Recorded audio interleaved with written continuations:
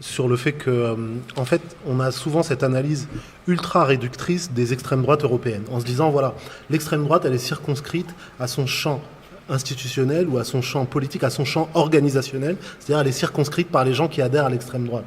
Elle dépasse ce champ-là dans la manière dont elle structure les opinions politiques et les débats politiques.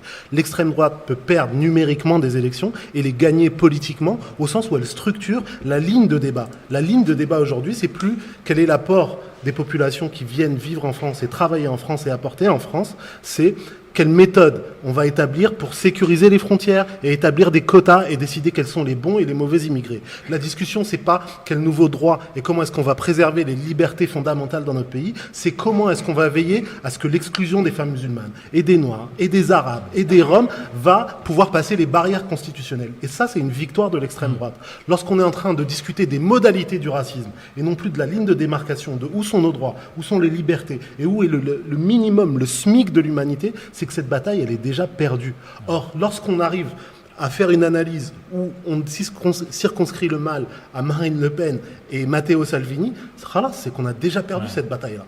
Donc, nous, il faut qu'on arrive, au bout d'un moment, à replacer le débat exactement là où il se situe. La question, c'est pas comment on va accepter ou refuser des migrants. La question, c'est qui se précipite pour les accueillir.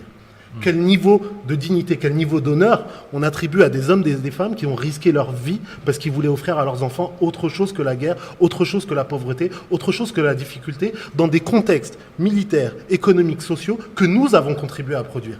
Les gens qui quittent leur village, que ce soit en Afrique subsaharienne, que ce soit au Maghreb, que ce soit dans le Moyen-Orient éclaté tel qu'on est aujourd'hui, ils n'ont pas tapé à la porte un matin en disant « Tiens, je déteste ce pays, j'ai envie d'aller voir autre chose, j'ai envie d'aller coloniser autre chose ». Non, ça c'est nous qui l'avons fait.